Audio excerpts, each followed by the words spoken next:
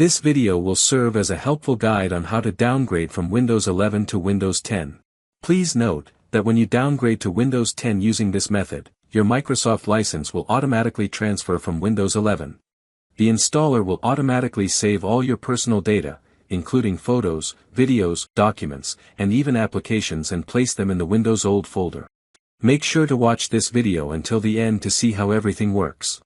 Now, open this PC and carefully check how much free space is available on your C drive. For this installation method, you must have enough free space. Depending on the amount of your personal data, this can be from 30 to 100 gigabytes. Next, connect a USB flash drive to your computer. I've already connected mine. Now open your browser and search for Download Windows 10. Or simply open the video description and follow the link to the official Windows 10 download page. The Microsoft website will open. Here you can review the installation information. Click the link to download the media creation tool. Once the download is complete, close your browser. Open the Downloads folder in File Explorer and double-click the installer to launch it.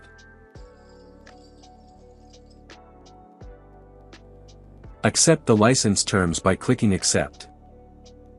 In this window, select the option to create installation media, a bootable USB flash drive. Click Next.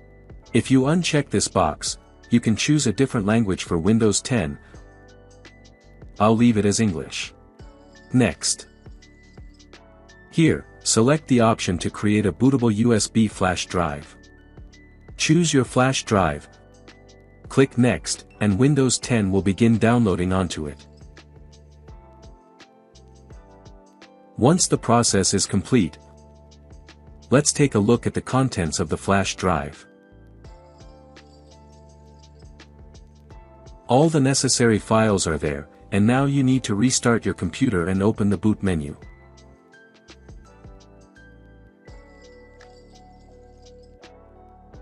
Press a certain key on the keyboard to open the boot menu. I pressed the F12 key. For you it could be EB, F8, F9, F11, F12, or some other key. There is no single standard, and different computers may have different keys to call the boot menu. The boot menu opens. Find the installation USB flash drive in the boot menu. Press Enter. The installation menu will now open. I won't change anything here, just click Next. Click Install Now. Here you'll be asked to enter a product key, but with this method, Windows 10 will be activated automatically, and so click I don't have a product key. If you previously had Windows 11 Home, select Windows 10 Home. If you had Windows 11 Pro, select Windows 10 Pro, and your Microsoft license will be preserved. In my case, I'll choose Windows 10 Pro. Click Next. Accept the license terms. Then click Next. Now click Continue Installation. In this window, you'll see all partitions and drives connected to your computer. Here, you need to select the drive that contains Windows 11 for installing Windows 10. You can identify this drive by its size.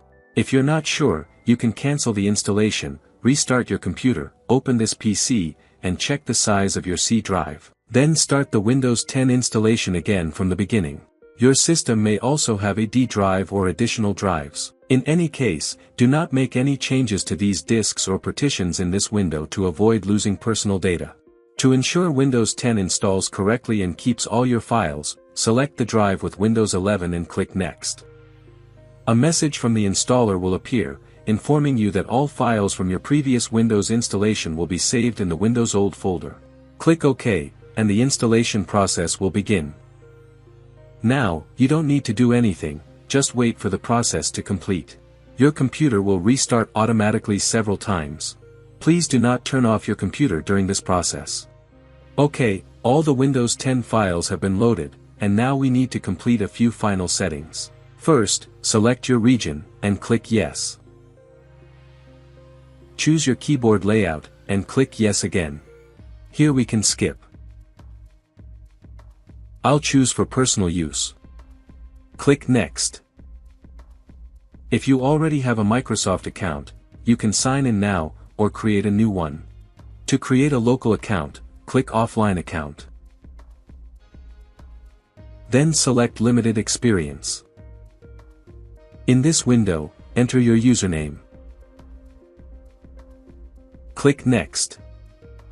Now you can create a password. I'll skip this step for now. Next.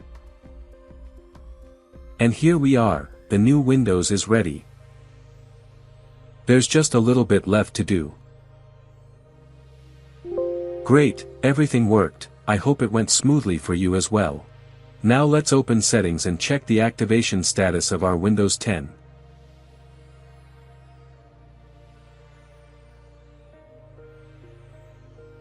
As you can see, Windows 10 has been automatically activated using my digital license.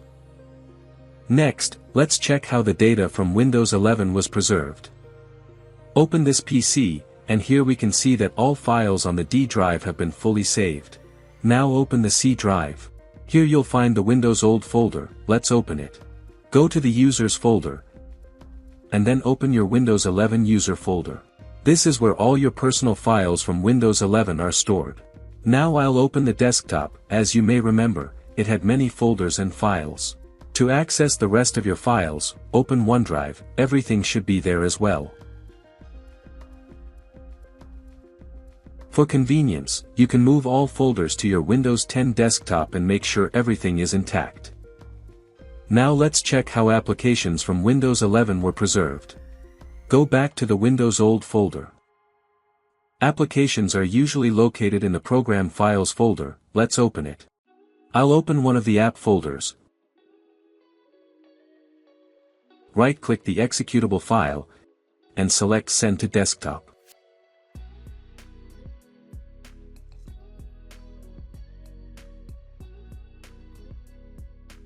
Now we can launch the app directly from the desktop, and as you can see, it works just fine.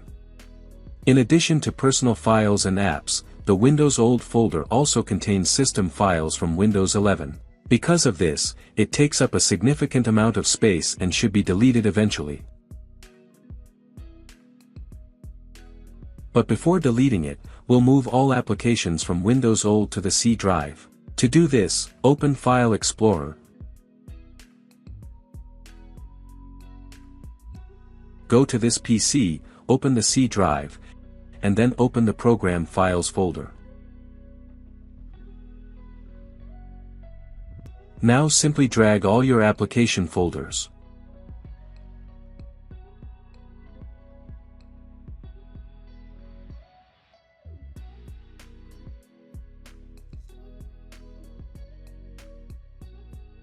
After that, send the app shortcuts to your desktop.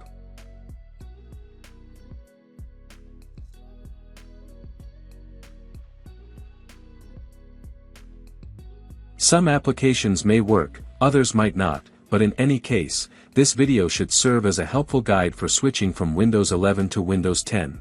Don't forget to like the video and leave a comment. I'll do my best to answer your questions and help you out. Thank you very much for watching. Have a great day.